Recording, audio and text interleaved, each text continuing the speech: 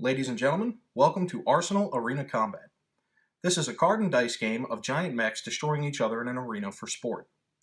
You will take the role of a mech pilot and use your mech's energy to play cards from your hand in an attempt to destroy your opponent. Let's see how it's played.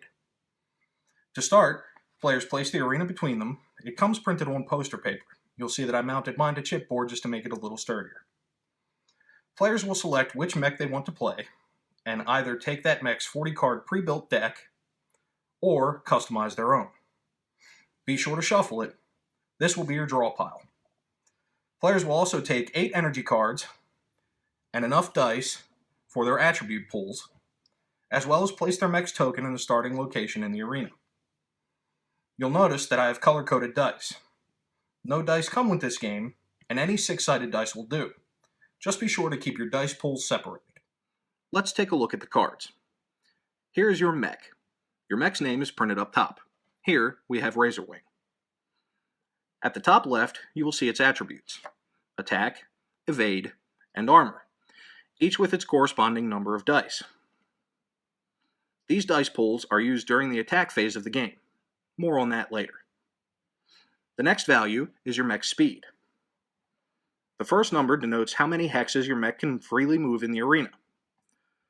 The second is how many it can move at a cost of 1 energy per hex. The arena and mech tokens are used for establishing range. Next is your mech's hit points. This is how much damage it can take before it's destroyed. On the right, in the capsules, are the mech's aspects. These are used when customizing your deck. If a card shows an aspect your mech does not have, that card cannot be used in your mech's deck. Finally, the text at the bottom shows any functions your mechs may have.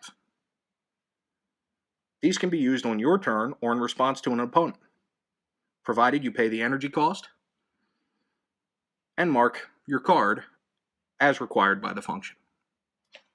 You'll see that in front of me I have laid out my mech, quick reference card, and 8 energy cards. My hand size is going to be 8 cards. Every playable card has an energy cost in the top left. That's how much energy you have to mark in order to play the card. The first type of card is a protocol. I pay the energy cost to play the protocol in front of me, in this case, 2 energy, and I show the payment by marking the 2 energy in front of me. Protocol cards stay in play until either I replace it with another, paying the new energy cost, or my opponent plays an attack or function that removes it from play. Protocols usually have some function that benefits your mech long-term in some way. The next card type is a lock one. Much like protocols, you pay the energy cost to play the card in front of you. These cards also stay in play until replaced or removed by an opponent. Lock ones usually benefit your mech by helping establish a lock, or buffing your mech for having a lock. I can only ever have 1 protocol and 1 lock in play at a time. Next we will look at objects. There are 2 types of objects: personal and auto. Auto objects are items usually left in the arena, such as mines. Personal objects attach to your mech in certain locations, and have functions that buff your mech. Along with the object's energy cost and function, you'll see 2 new pieces of information. First is the object's hit points. Objects can be the target of attacks, therefore they have their own hit points. Second is the location of the object and its limitation. I can pay 1 energy to place these air jets on my mech's leg. I can also play a second air jet, because you'll notice that the limitation for the leg is 2. If I had another leg object, I would not be able to use it. I do, however, have a core object. Since I don't already have one in play, I'll pay its energy cost and play it in front of me as well. Now we will look at actions. Here you will see some familiar information: energy cost of 1, aspects for deck building, and functions of the card. One important thing to note is the keyword instant. Instant cards are the only cards you can play in response to an opponent on their turn. Any card function that is already in play is also considered to be instant. If I pay to play this card, it will unmark 3 of my energy, allowing me to continue. Finally, we'll look at attacks. Under the familiar energy cost, you'll see a range table. The effective range of this attack is highlighted in yellow. The plus symbol and number denote a bonus to the defender's evasion.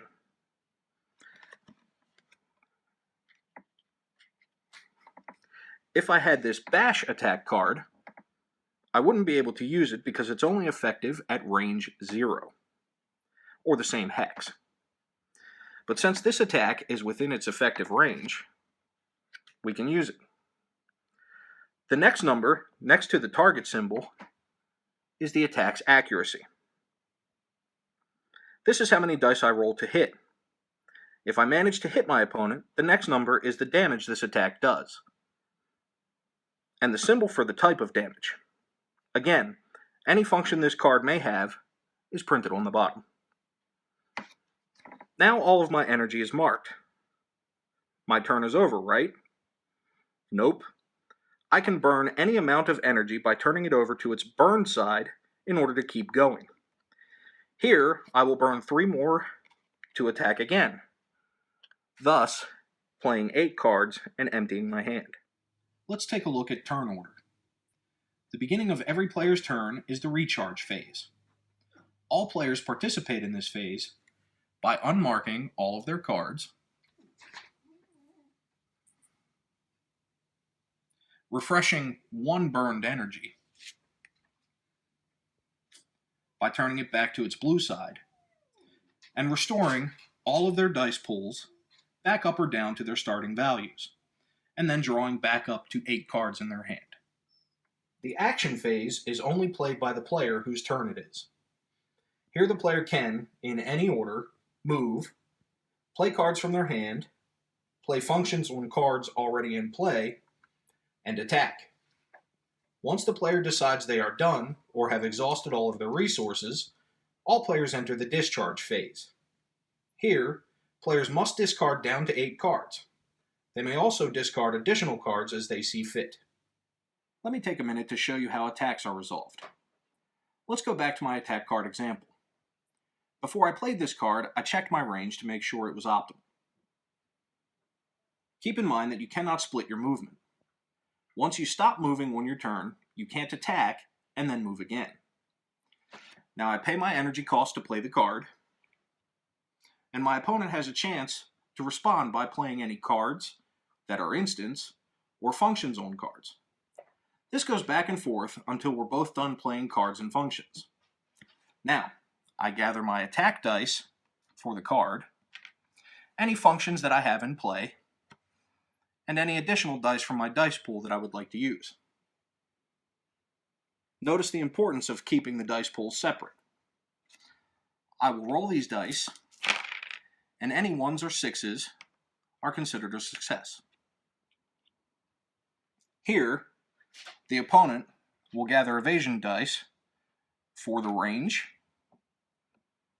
any cards or functions he has in play, and his evasion pool, and roll those. Any 1s or 6s are considered successful evasions. Here you'll notice that his evasion has exceeded my attack roll. Thus, he's evaded the attack and not taken any damage. Ties go to the defender, and had he not rolled any 1s or 6s, my attack would have been successful, and it would have done 3 damage to his mech. Here, he can choose to take any dice from his armor pool and roll those. For each success, a 1 or a 6, it will negate 1 point of damage, thus making this attack only damage him for 1 point.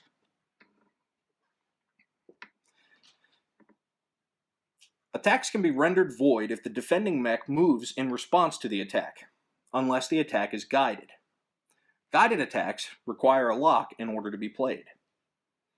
As I said earlier, objects can be targeted as well.